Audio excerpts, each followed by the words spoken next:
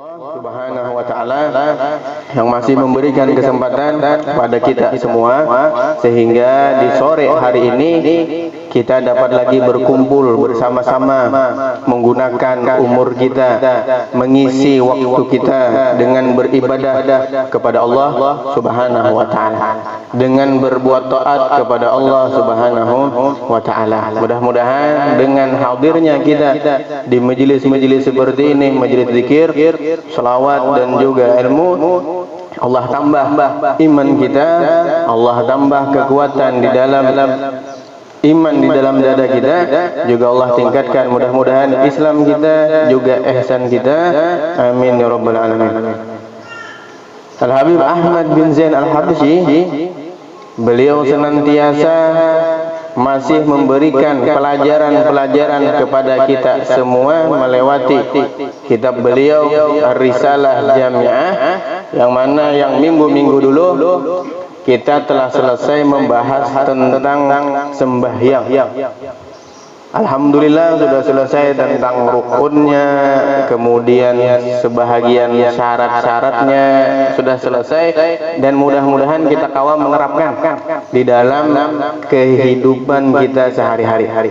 Mudah-mudahan artinya kita bisa menjaga sembahyang itu bujur-bujur dari segi waktunya, dari segi keparduannya, dari segi kesunnah-sunnahannya, dan sedikit demi sedikit kita semua berusaha dan harus berusaha untuk memperbaiki sembahyang kita atau sholat kita daripada sholat-sholat yang sebelumnya. Sehingga Al-Habib Ahmad bin Zain Al-Habsyi setelah selesai itu beliau menyebutkan ujar sidin wayan bagi, sampai itu kita lah, wayan bagil huduru, dan sepantasnya, seharusnya al-huduru hadir hati kita di dalam sholat. Sepantasnya, seharusnya hudur, hadir hati kita di dalam sembahyang. Apa arti hudur? Jadi kena dibedakan oleh musannif antara hudur lawan khusyuk. Jadi ada kata-kata itu hudur bahasa Arabnya, ada yang khusyuk. Nah, apa hudur ini?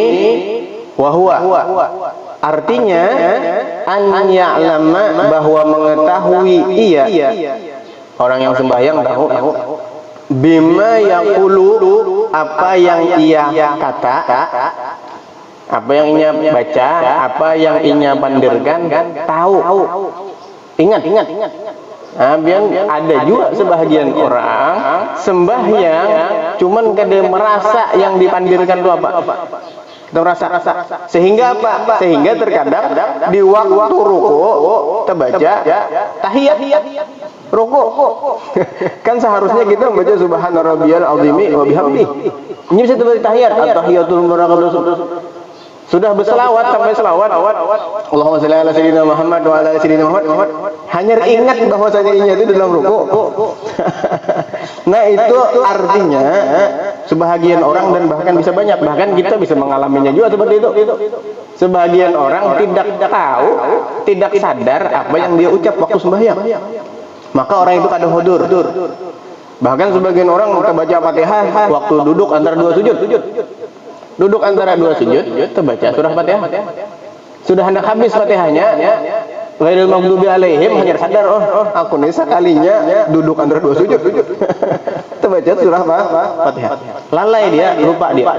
Nah, itu yang perlu diperhatikan di sini. Hudur itu artinya mengetahui apa yang dia kata, dia ucapkan, yang dia pandirkan, bahasa gini, tasbihnya, surahnya, doa-doa yang dia ucapkan ketika sholat, dia sadar waktu itu.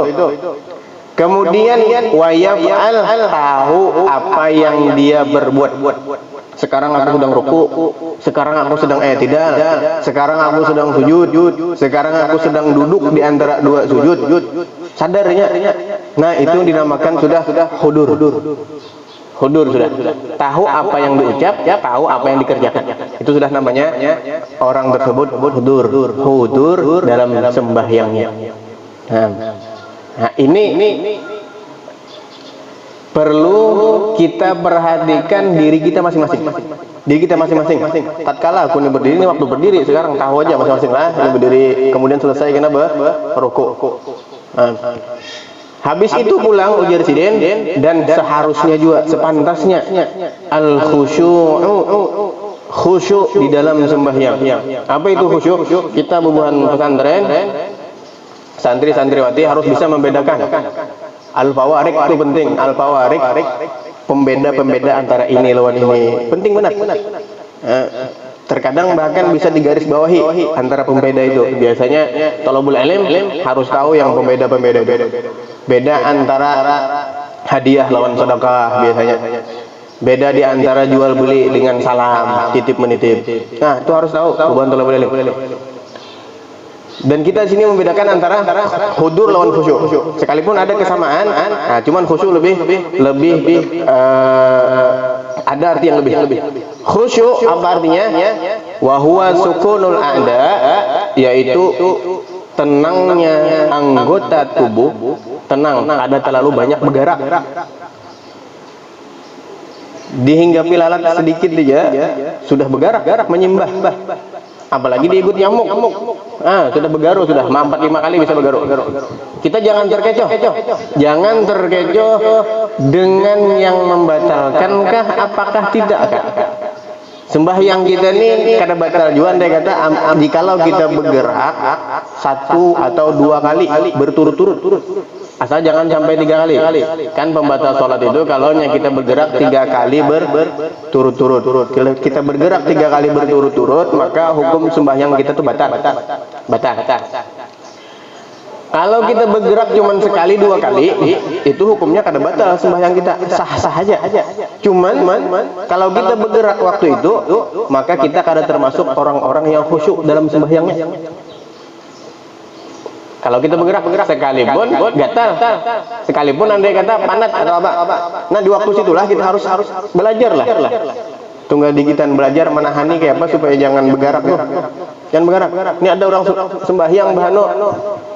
Satu matumat kepalanya, satu matumat pinggangnya tangan, satu matumat batis tulang bahano bangkat, satu matumat itu tidak memperhatikan tentang khusyuknya. Kalau kita perhatikan, kita sembahyang itu paling berapa menit ada? Sekitar 7 atau 6 menit atau kurang dari itu. Nah, kita latih diri kita masing-masing. Latih diri kita masing-masing. Jangan amun kawa, jangan bergerak sekalipun gatal.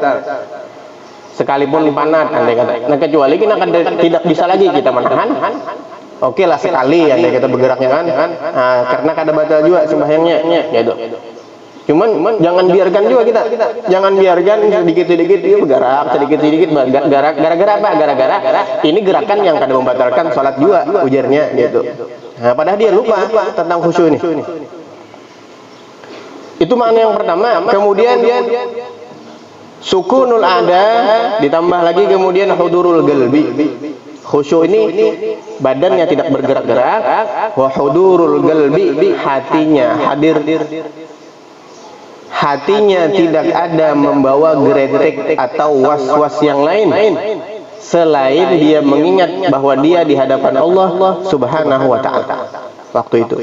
Selain dia mengingat bahwa dia sedang bermunajat, dia sedang berhadapan, dia sedang berbincang dengan Allah Subhanahu wa ta'ala. Itu yang bujur-bujur orang khusyuk. Nah, ini ngalih kada gampangan. Makanya hadiahnya gana benar.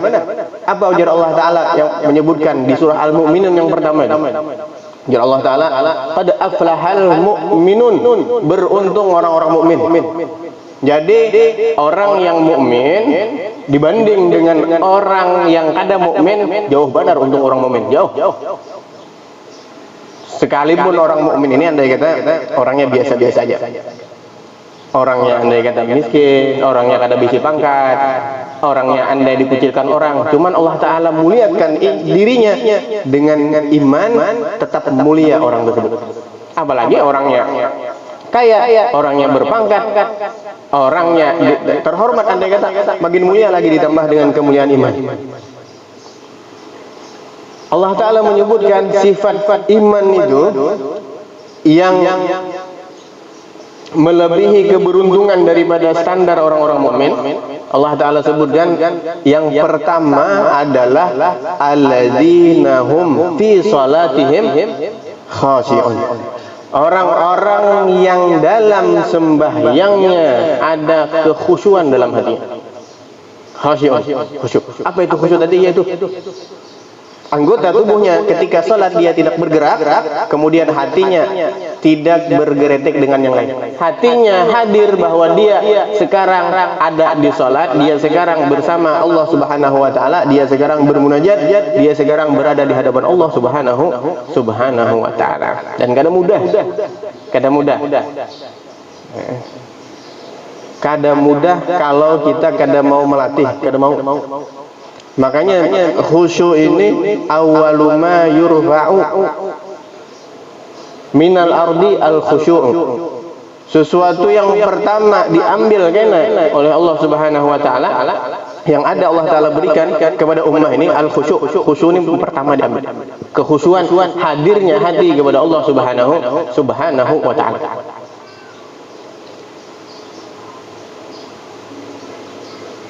Ada ayat Al-Quran yang dulunya sebahagian riwayat itu, sebahagian tafsir mengatakan bahwasanya itu ada ayat ini adalah teguran terhadap para sahabat.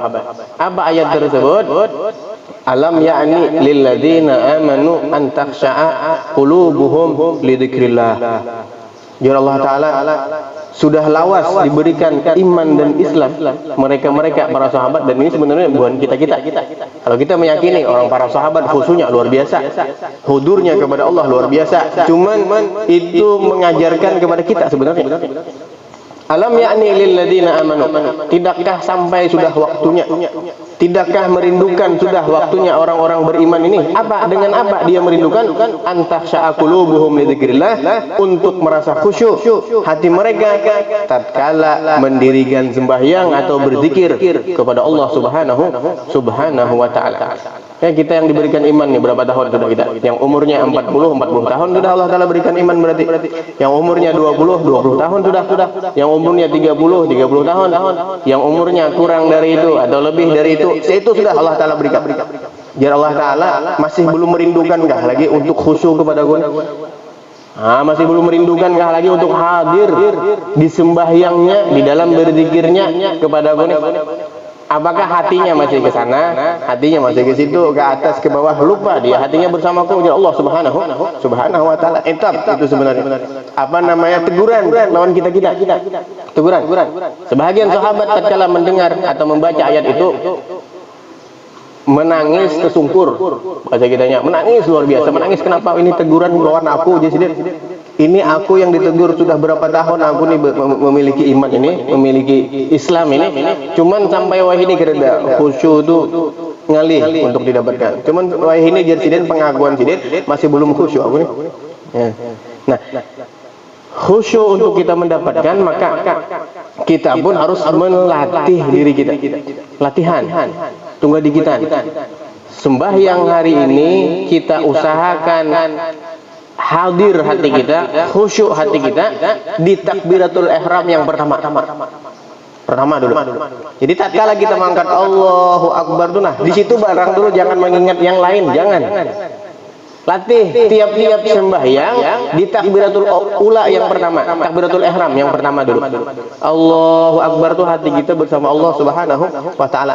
Jangan lagi mengingatkan gawian, jangan lagi mengingatkan rumah, jangan lagi mengingatkan bahkan keluarga, bahkan sebagian ulama jangan lagi mengingatkan tentang permasalahan agama, ilmu-ilmu tuh.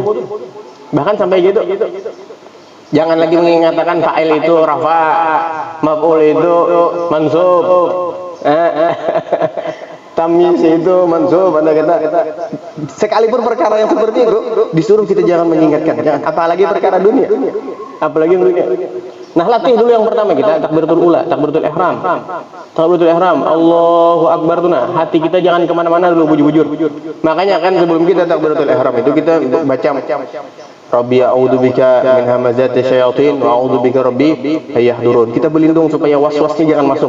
Kita membaca surah An-Nas, qul a'udzu birabbin nas, terus sampai habis supaya apa? Sudah selesai hati kita rasa kawa, sudah kita membuangi khawatir yang ada tuh, hanyar mulai kita. Untuk takbir usolli fardhu ini yang dia kata Allah, waktu itu barang dulu Allah hadir hati kita, wa akbar. Nah, itu perlu beberapa hari, beberapa bulan, waktu di situ aja dulu.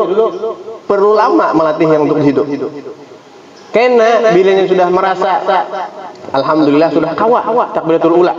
Ingat bujur-bujur kepada Allah Subhanahu wa taala. Hanya rena pulang ketika membaca Fatihah. Tingkatakan. Setelah kawa membaca Fatihah, membaca surah itu hadir hati kita. Kemudian kita pulang sudah kawa berdiri di rukuknya pulang. Sudah kawa di rukunya pulang, hadir khusyuk di i'tidal pulang. Dan terus seperti itu harus kita latih untuk ngaji kita. Kalau kada sampai kita meninggal, kada mendapatkan kita khusyuk dalam sembahyang. Kada dapat. Karena khawatir masuk. Kita mengakui aja bahwasanya khawatir banyak yang masuk ke roda kita. Dan itu harus kita kita singkirkan sedikit demi sedikit. Itu terkadang datang khawatir tuh. Nah, terkadang datang kepada kita, maka kita harus bisa membuang lagi dalam khawatir itu. Pas ada khawatir ini, andai kata pekerjaan ini menuntut aku dulu, kita hilangkan dulu itu. Ingat aku lagi sembahyang nih. Aku membaca surah ini, hilangkan dulu. Itu bisa hilang kan? Khawatir itu hilang, datang lagi khawatir yang kedua. Jadi luar biasa khawatir yang ada di hati kita nih. Karena hati kita ini banyak yang hendak memilikinya. Banyak. Si anu hendak mengambil hati kita, si anu macam-macam. Ini dunia hendak mengambil hati kita, pekerjaan mengambil hati kita, pangkat mengambil hati kita. Cuman beruntung orang yang kawa memberikan hatinya hanya kepada Allah Subhanahu wa taala. Untuk mana? Dan terus harus dilatih seperti itu. Kalau dibiarkan hari ini kada ada khusyuk timbul, esok kada bakalan timbul. Esoknya kada bakalan timbul, esoknya lalai dia. Yang Allah Taala tegur tadi, melawasnya sudah berapa tahun? Sudah aku berikan iman, cuman kada ada khusyuk lawan aku jar Allah Subhanahu wa taala. Itu orang yang binaraga itu, yang olahraga itu. Apa karena itu binaraga kan? Yang ototnya gana-gana tuh. Ototnya gana-gana. Itu kan yang perlu latihan. Kada mau hari ini sehari aja latihan, esok langsung gana ototnya. Kada ada. Bukan binaraga tuh. Itu setahun, 2 tahun, puluhan tahun bahkan. Sudah puluhan tahun hanya hasilnya dilihatkan lawan kita. Kenal ototnya. Bahkan bebinian pian. Bebinian ada juga bebinian. Artinya sebagaimana kita melatih tubuh itu, maka seperti itu juga hati kita perlu dilatih. Ada latihannya, hati ada. Oleh karenanya Imam Al-Ghazali rahimahullah taala, beliau mengatakan akhlakul karimah jasidin itu bisa kita raih dengan latihan. Bukan asal yang Allah Ta'ala berikan sama kita. Bukan asal ada pada kita. Yang asalnya akhlak yang bagus tidak ada di dalam diri kita, itu kita bisa meraihnya, mendapatkannya dengan latihan. Kata Imam Ghazali. Nah, maka hati kita pun perlu kita latih. Perlu latih. Jangan hakun hati kita lari terus. Kita 24 jam, kada apa-apa. Selain daripada di waktu sembahyang dulu, kada apa-apa hati kita lari kepada selain daripada Allah Subhanahu wa taala. Cuman waktu sembahyang, waktu salat, nah jangan sampai lagi sudah lari hati kita. Jangan sampai. Itu Bang tadi sudah caranya tunggal dikitan kita memperbaiki. Tunggal dikitan. Hari ini di takbiratul ihram dulu, kena di ruku, kena i'tidal. Seperti itu. Itu bahkan kena hari ini kawa di takbiratul ihram, kawa dibaca Fatihahnya, khusyuk kita, esok bisa kada pulang, bisa ngalih pulang. Itu yang orang yang hendak melatih, apakalan lagi yang tidak melatih. Apa bahasa kitanya? Seadanya. Jangan akun kita sembahyang kita seadanya, jangan. Nabi kita Muhammad SAW beliau menyampaikan kepada kita, as-salatu imaduddin. Sembahyang itu tiang agama. Siapa yang membangun tiang agama, dia sungguh membangun agamanya dengan bagus. Siapa yang kada membangun tiang agama, maka sungguh dia akan meruntuhkan agamanya. Bayangkan, Nabi Muhammad mengumpamakan sebagai tiang sembahyang. Tiang. Kalau sembahyang kita kada bagus, kalau sembahyang kita hudurnya kurang, khusyuknya kurang, bahkan sunan-sunannya kurang, bahkan ada yang ketinggal syarat, andai kata tahu rukunnya yang salah, maka pondasi kita itu lemah, pondasi lama. Kita kalau hendak membangun biasanya, kalau kita hendak membangun pondasi rumah, amunnya rumahnya hendak dibagusi, rumahnya bahkan hendak ditingkatkan, itu kan biasanya pondasinya harus ganal, bagus pondasinya, kuat, supaya apa? Supaya di atasnya nih bagus, supaya di atasnya ini kokoh. Nah maka seperti itulah agama. Kalau kita mau kuat agama kita, nah pondasi kita dulu, pondasi di sembahyang kita perbagusi dulu, perbagusi sembahyang kita. Dari hari berlalu hari, berganti hari, harus ada kita memikirkan nih dalam sembahyang nih apa yang sudah membaik dalam salatku, bagaimana hudurku, bagaimana khusyukku kepada Allah subhanahu wa ta'ala. Kalau kita membicarakan cerita orang-orang saleh, orang-orang salaf yang khusyuknya kepada Allah subhanahu wa ta'ala luar biasa, oh banyak cerita-cerita, banyak kisah-kisah mereka yang mana mereka khusyuk kepada Allah subhanahu wa ta'ala. Itu ada sebahagian sahabat, bahkan sebahagian sahabat, kalau tidak salah yang bernama Sayyidina Urwah bin Zubair kalau tidak salah. Nah, beliau ini, Urwah bin Zubair, beliau ini sahabat kena penyakit yang daging merembet itu apa namanya, pustaka itu, bilanya kada ditatak, bilanya kada dipotong, maka habis daging itu diambilnya oleh penyakit itu. Nah jadi obatnya apa? Obatnya ditatak, dipotong penyakit itu supaya hilang ke akar-akarnya langsung. Kusta itu lah. Seperti itulah. Ini ada bahasa Arabnya itu. Nah, akhirnya sahabat ini kena penyakit itu. Penyakit yang daging itu buruk, melalar kena. Nah, dimakannya daging ini tunggal dikitan, habis awaknya meninggal. Kalau kada diobati. Akhirnya Sayyidina Urwah kata sahabat, pian amun yang kada diobati penyakit pian ini, sidinnya tertimpa di kaki waktu itu, batis sidin. Pian kalau yang kada diobati penyakit ini, pian karena kelamaan habis daging pian termakan penyakit ini, dan pian akan meninggal dunia. Di zaman dulu kan kada ada operasi, kada ada suntik bius, kada ada. Kalau di zaman kita ini mbah disuntik bius, bangun sudah terpotong batisnya. Zaman ini disuntik bius, dioperasi, sudah bangun keluar anak dihiga sudah. Kan nyaman zaman ini. Zaman dulu kada ada. Gitu. Maka kayak apa? Entah dipotong, beliau merasakan sakitnya luar biasa. Kalau kada hendak ya sudah, sidin biarkan penyakitnya. Nah, akhirnya ujar sidin, sebahagian orang ada menganjurkan, ujar orang pian amunnya kada hendak merasa sakit, pian bisa minum sejenis obat yang bisa menghilangkan perasaan pian, dan itu bisa mengandung mabuk kena jadi perasaan pian. Pak ujar sidin kada hakun aku. Udah mau aku jadi hendak mau untuk mengobati kakiku ini, cuman aku kena pacang mabuk. Pacang teler. Udah hakun aku di sini. Nah, terus ujar orang kayak apa, Bang? Artinya harus dipotong kaki pian. Ujar sidin sudah. Nanti tatkala aku sembahyang, bilanya kalian melihat nih aku sembahyang, aku sedang berdiri Sidin, kemudian aku ruku dan kalian melihat aku sedang sujud, kada bepadah juga Sidin. Artinya nih artinya di kawai Sidin orang-orang yang hendak menatap tuh, aku sembahyang lah, kada juga. Rutinan Sidin, rutinan salat Sidin. Bilanya kalian melihat aku sedang salat, maka Sidin tatkala aku ruku, silahkan potong kakiku waktu itu. Waktu ruku, waktu apa? Tatkala aku sujud. Tatkala aku sujud Sidin, silahkan potong kakiku di waktu itu. Sembahyang, Sidin. sembahyang dengan khusyunya, adi khusyuk ini sudah, yang lain gereda lagi sudah. Yang lain gereda hanya sidin lawan Allah Subhanahu wa taala dalam hati itu. Gereda lagi sudah sujud, tidak. Habis itu apa? Sampai sidin ruku. Nah, tatkala sidin ruku, datanglah sudah orang-orang yang penatak kebubuhan, siap sudah dengan alatnya untuk menatak kaki sidin. Waktu ruku, waktu sujud.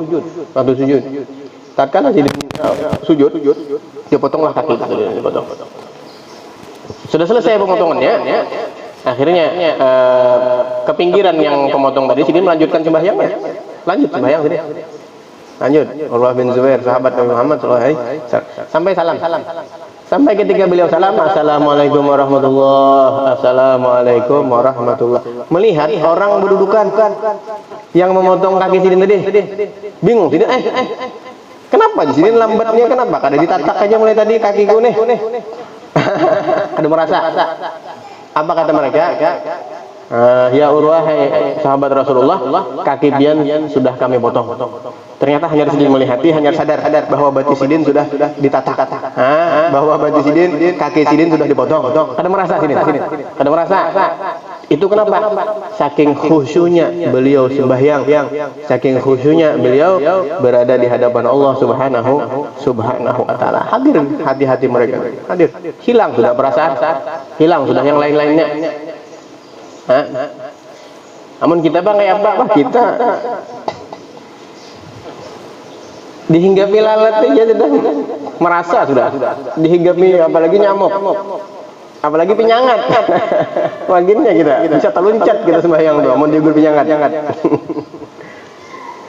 Salah satu imam bahkan diceritakan itu Al-Imam Abu Hanifah. Abu Hanifah beliau sembahyang beliau sampai sekitar puluhan sengatan yang ada dari kalak jengking waktu sidin sembahyang. Kada menyembah sidin, dan sidin kada merasa waktu itu. Sudah sidin salam, assalamualaikum warahmatullahi wabarakatuh. Hanya tahu, sadar bahwasanya sidin waktu sembahyang itu diikut kalak jengking atau ular kalau salah waktu itu yang dikisahkan oleh Al-Imam Syafi'i radhiyallahu anhu. Khusyuk mereka, tahu mereka bahwasanya itulah keberuntungan orang-orang mukmin di atas daripada iman, itu ada khusyuk di dalam hati. Khusyuk. La ilaha illallah. Nah, jadi kita kayak itulah. Kita berlatih lah, bujur berlatih mulai halus-halus nih. Yang halus-halus nih. Yang halus-halus ini kita berlatih, yang tuh-tuhannya bagiannya kita berlatih juga. Seberatan kita berlatih. Kita memperbaiki terus tiap harinya sembahyang nih. Makanya kan kata-kata salat itu kan aqimus shalah, dirikanlah salat. Bukan if'alus shalah, bukan. Kalau if'alus shalah, gawi, kerjakan salat. Kalau aqimus shalah, dirikan. Dirikan itu di atas daripada mengerjakan. Kalau mengerjakan sekadar kita kerjakan, selesai. Tapi kalau mendirikan, sesuai waktunya, gerakannya, dalam hatinya, itu namanya iqamus shalah, mendirikan sembahyang. Allah. Khusyuk yang luar biasa. Ada sebahagian mereka waktu salat di masjid, ada sebahagian mereka orang-orang yang khusyuk ini sembahyang di masjid. Itu yang bernama Muslim bin Yasar rahimahullah. Beliau sembahyang di masjid itu. Waktunya masjid itu kebetulan banyak di higa-higa di samping-samping ini orang yang berjualan pasar.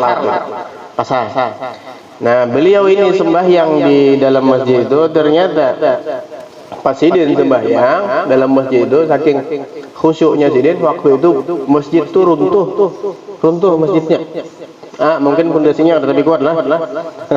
Runtuh masjidnya, dan sidin di dalamnya. Di dalam masjid tuh abut orang yang di luar masjid tuh abut. Si Anu ada di dalam, si Bulan bin Bulan ada di dalam, Bulan bin Bulan ada di dalam, abut. Kadang kau masuk lagi deh, kadang kau masuk karena ini masih runtuh, masjidnya masih dalam keadaan runtuhan. Sudah tuntung masjidnya, sudah dilihat, sudah ampih guguran yang ada di masjid itu, semua masukkan seberatan. Ternyata melihat Muslim bin Yasar ini duduk santai banget, Santai. Melihat orang banyak masukan di sini kenapa nih? Ada apa? Dia yang bukan nikah masukkan ke masjid. Bayi-bayi banyak-banyak sambil teriak-teriak mengiau sidin. Itu padahal orang pasar padahal orang yang ada di samping masjid ini. Artinya nih, nah masjidnya sekarang ini runtuh dan kami takutan, khawatir kalau bina menimpa sampean, kalau bina menimpa biang. Akhirnya sidin melihat, ya sidin aku sudah merasa, tidak merasa dan bahkan tidak mendengar waktu runtuhnya masjid itu. Nah, dikarenakan waktu runtuhnya itu sidin masih dalam keadaan sembahyang.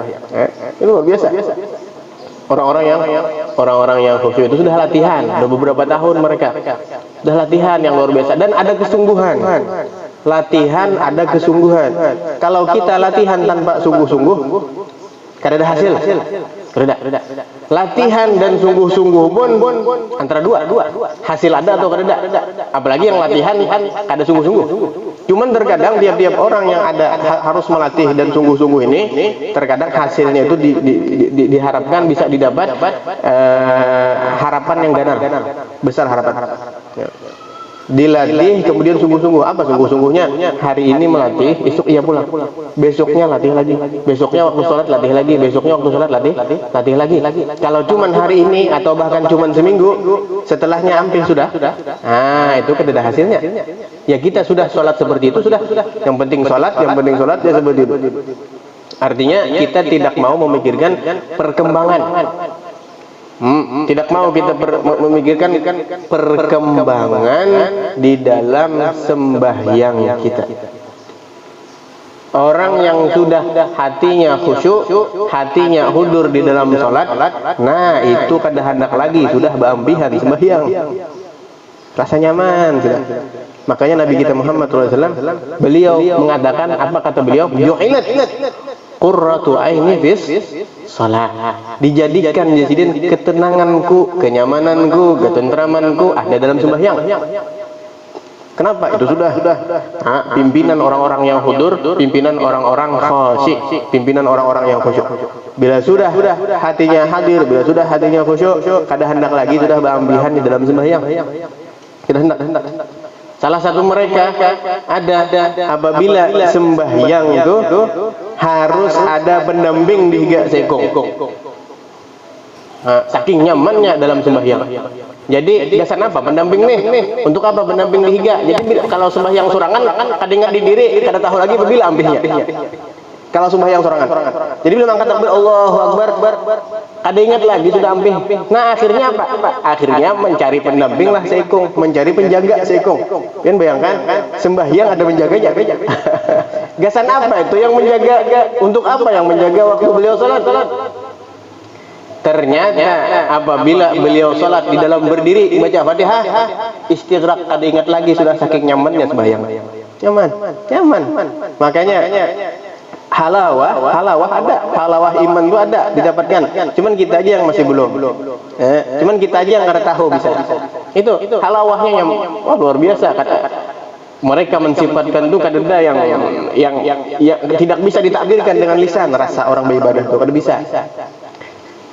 Nah, apa tugasnya beliau sudah lawas berdiri beliau ini? Beliaunya sudah baca surah Fatihah, kemudian membaca apa namanya? Membaca surah sudah kelawasan. Jadi yang penjaga ini biar yang penjaga ruku dihiga sambil menganukan ke telinga sini. Ruku apa? Sadar sidin bahwasanya sekarang ini harus ruku. Hanya ruku beliau. Allahu Akbar, ruku. Ngajar penjaga ini bilnya sudah merasa lawas rukunya sudah lama, apa katanya? I'tidal. Hanya i'tidal. Sampai seperti itulah. Terus sujud antara dua sujud sampai salam. Sampai salam. Itu semuaan dengan isyarat yang menjaga di samping sini. Amun kada dijaga, kada ingat ampih lagi sini. Kada ingat ampih.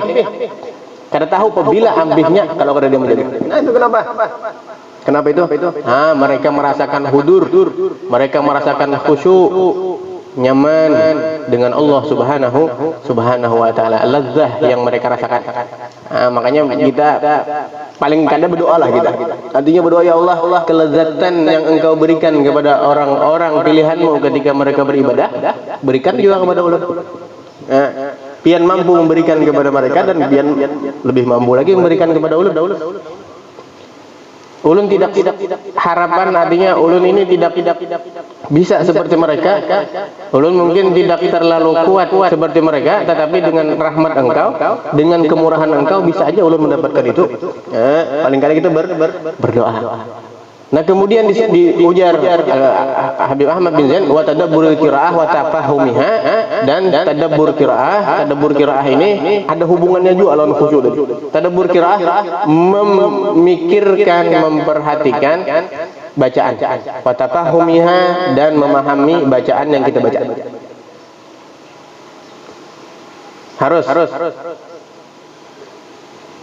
tahu kita apa yang kita baca. Harus tahu. Dan harus kita belajar, namanya tahu. Mulai Fatihah kita baca Fatihah, kemudian kita baca surah, harus tahu kita. Kemudian di ruku apa arti tasbih yang kita baca itu, kemudian di sujud apa artinya, duduk antara dua sujud apa artinya, itu yang kita resapi, dan itu musannif ini yang bagi seharusnya seperti itu. Jangan sampai kita sembahyang berpuluhan tahun kada tahu di arti Fatihah, Bismillahirrahmanirrahim kada tahu artinya, Alhamdulillahirabbil alamin kada tahu artinya, Maliki yaumiddin kada tahu artinya, Ihdinas siratal mustaqim kada tahu artinya. Harus tahu kita, cari apa artinya. Nah, setelah itu hanyar kita bisa memikirkan, hanyar kita bisa sedikit demi sedikit memahami arti itu, meresapi dalam hati kita. Ketika kita membaca Ihdinas siratal mustaqim, artinya Allah berikanlah kami ini petunjuk jalan yang lurus. Nah, kalau kita kada tahu artinya, kalau kita kada tahu, hanya cuma membaca, itu ngalih kita, sulit untuk hudur, sulit kita untuk khusyuk, sulit. Itu ada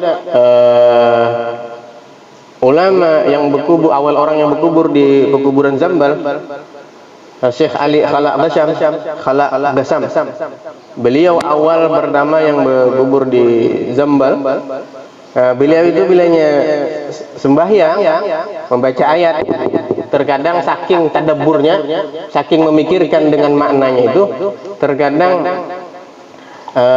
waktu Qiyamul Lail sidin itu mengulang-ulang satu ayat aja sampai orang adzan subuh, sampai waktu fajar.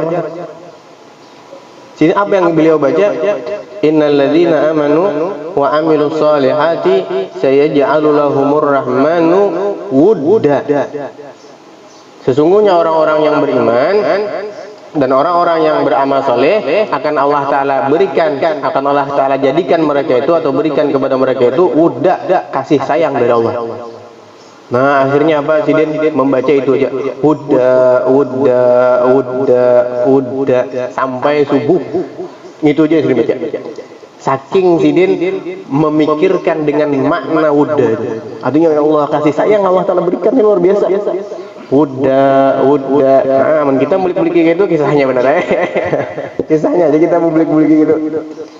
Sidin kita merasa sampai panggilan azan subuh hanya merasa wudda, luar biasa. Orang-orang yang memikirkan di dalam bacaan Al-Quran yang mereka baca dalam salatnya. Nah, kita yang penting tadi Al-Fatihahnya dulu, perhatikan Al-Fatihah. Al-Fatihahnya jangan luput kita, jangan sampai kita tahu makna di dalam Al-Fatihah. Jangan sampai kita tahu. Karena qiraat yang sentral yang kita baca dalam sembahyang itu yaitu Al-Fatihah. Jangan sampai kita tahu makna, arti makna yang terkandung dalam Al-Fatihah. Kalau kita sudah tahu, hanya kita pindah doa iftitahnya apa itu, kemudian artinya zikir yang kita baca. Dan kalau bisa seluruh apa yang kita ucap di dalam sembahyang, nah kita tahu artinya, supaya nyaman kita merasapi di dalam hati. Dan banyak para ulama-ulama, para orang-orang saleh, banyak mereka ada yang membaca cuma satu ayat diulang-ulang sampai subuh. Mulai habis isya satu ayat aja diulang-ulang sampai subuh. Kenapa? Karena saking memikirkan makna dari ayat tersebut. saking mikirkannya. Satu ayat. Kalau beliau tadi cuma satu kalimat, udah aja. Udah sampai terus diceritakan riwayat beliau itu sekali kalau basam nih, kalau yang beliau di bulan puasa, Sidin bisa kadahapun membaca Al-Quran di siang hari. Kenapa mau Sidin? Kenapa? Karena jar Sidin, kalau aku baca Al-Quran di siang hari, aku merasa lidah aku ini seperti timbul keluar madu. Tatkala aku baca Al-Quran tuh. Nah kalau timbul lidah aku di rasa madu, jadi aku tidak merasakan lapar waktu berpuasa. Sedangkan aku jadi hendak juga merasakan lapar dalam puasa itu seperti orang-orang. Jadi dicari sebenarnya lapar dalam berpuasa itu, orang-orang soleh mencari laparnya dicari. Nah kalau kita kan hendak berlapar, makanya sahur kita banyak 2 piring 3 piring banyak kan, jangan makan biasa, sahur kita banyak supaya apa? Supaya esok pada lapar aja. Nah, orang soleh, orang-orang yang ta'abbudnya luar biasa kepada Allah, dasar mencari lapar itu dicari ya. Kenapa? Jadi baca Al-Quran siang, Sidin tunda waktu malam. Nah, dengan apa itu? Karena Sidin tadi mengetahui arti, mengetahui tadabburnya, memikirkan, paham dengan Al-Quran yang beliau baca itu. Jadi kita latihan tunggal dikiran, memperbaiki sembahyang. Adapun masalah anak yatim jam berapa? Cukup sebutin hadis. Mungkin kalau kita terapkan di dalam diri kita masalah anak yatim ini, sebutin hadis yang kita pegang pun sudah cukup. Apa hadisnya? Ujar Rasulullah sallallahu alaihi wasallam, "Ana wa kafilul yatimi kahataini fil jannah." Aku, ujar Nabi Muhammad SAW, lawan orang yang memelihara anak yatim fil jannati hakada, di dalam surga seperti ini. Sababah ini kan tunjuk, wal wusta tengah kayak ini, jadi artinya aku bergandeng aku berhigaan bersamaan dengan orang yang memelihara anak yatim, kafilul yatim, memelihara anak yatim, memakaninya, atau mungkin termasuk juga yang mana yang aslinya memberikan makan nafkah. Cuman tidak menutup kemungkinan juga kita yang menjaga, kita yang mendidiknya. Andai kata tidak menutup kemungkinan bahwa kita bisa juga bersanding bersama dengan Nabi Muhammad SAW. Nah, jadi itu cukup benar sudah. Artinya untung benar kalau ada anak yatim yang kita ini mampu mengongkosi mereka. Sekalipun sikung lah, Nabi Muhammad kadang madahkan 2, 3, 4, 5 kadang. Sekalipun kita mampunya sikung satu orang, kita mampunya mengongkosi karena anak kita banyak juga anak kita 5, 6, tambah pulang anak yatim mendekat sikung. Kita mampu sikung satu, ya barang satu itu sudah termasuk dalam hadis ini. Ujar Rasulullah, aku bersama orang yang memelihara anak yatim seperti ini dalam surga, berdampingan. Kan orang berabut-rabut lah, kan orang di hari kiamat berabutan karena hendak bersama anak yatim itu berabut. Orang di hari kiamat berabutan hendak dekat dengan Nabi Muhammad SAW. Hari kiamat berabut hendak para lawan Rasulullah. Salah satu cara supaya kita bisa berparak lawan Rasulullah, memelihara anak yatim. Kan banyak cara. Ada orang yang bagus akhlaknya, parak benar lawan Nabi Muhammad SAW. Ada orang yang banyak salawatnya, parak benar lawan Nabi kita Muhammad SAW. Di antaranya juga ada orang yang memelihara anak yatim. Apalagi ketiganya, anda kata banyak salawatnya, mbah itu akhlaknya bagus, mbah itu memelihara anak yatim, mbah ini komplit sudah. Orang yang parak benar dengan Nabi kita Muhammad SAW. Dari segi pentingnya anak yatim, Allah Taala menyebutkan beberapa ayat di dalam beberapa surah tentang anak yatim. Banyak. Surah Fa'ammal yatima fala taghar. Surah Wadduha. Kita dianjurkan, artinya bila anak yatim jangan sekali-kali kalian menyakitinya, jangan sekali-kali mengancamnya, jangan sekali diwasiatkan Allah Taala pulang. Artinya bila anak yatim hati-hati, jangan sampai temakan hartanya, jangan sampai itu zaliminya. Allah Taala pulang. Allah Taala yang menjaga, menyayangi anak yatim ini, Rasulullah menyayangi anak yatim, jadi pantas saja Orang yang memelihara anak yatim itu pantas saja berdampingan dengan Nabi kita Muhammad Shallallahu Alaihi Wasallam. Itu kita ingatkan, insya Allah kita ada jalannya, kita ada langkahnya, kita ada ongkosnya untuk mereka-mereka itu jangan kada jalan kita hendak dekat lawan Nabi Muhammad Shallallahu Alaihi Wasallam ada di sini, ada di sini, ada di situ. Kemudian mungkin kita tahlil dulu lah. Tahlilnya aja, gasan perjuangannya, gasan pejuang Indonesia, seluruh pejuang Indonesia kena kita tahlili, kita hadiahkan kepada mereka-mereka itu karena nyamannya kita beribadah nih kada luput dengan jasa mereka. Kada salah satu ulama atau kiai yang lupa dengan jasa para pejuang dahulu tuh. Karena nyamannya pesantren, nyamannya beribadah, ya karena perjuang mereka itu. Kalau mereka kada berjuang waktu itu, bisa kada kalah kita bangun pesantren, bisa kada kalah kita sembahyang, bisa kada kalah kita baca Al-Quran, kada kalah bermajlisan, kada kalah berselawat. Itu kan sudah terbukti di zaman dahulu itu. Zaman dulu banyak orang-orang kiai yang dibunuhi, santri yang dibunuhi. Cuman gara-gara merdeka ini akhirnya apa? Akhirnya kita nyaman, kita ambil buahnya aja. Makanya apa namanya kata hujjah selalu kita mendoakan mereka budi berarti kita. Oleh karenanya kita mendoakan mereka kita tahlilkan dan kita doakan mudah-mudahan para mujahidin, para orang-orang yang mati syahid yang membela negara kita Indonesia ini, dosa-dosa mereka diampuni oleh Allah Subhanahu wa taala, derajat mereka diangkat oleh Allah Subhanahu wa taala, amal baik mereka mudah-mudahan diterima oleh Allah Subhanahu wa taala dan mereka tertulis semuanya mudah-mudahan dimasukkan ke dalam surga tanpa hisab.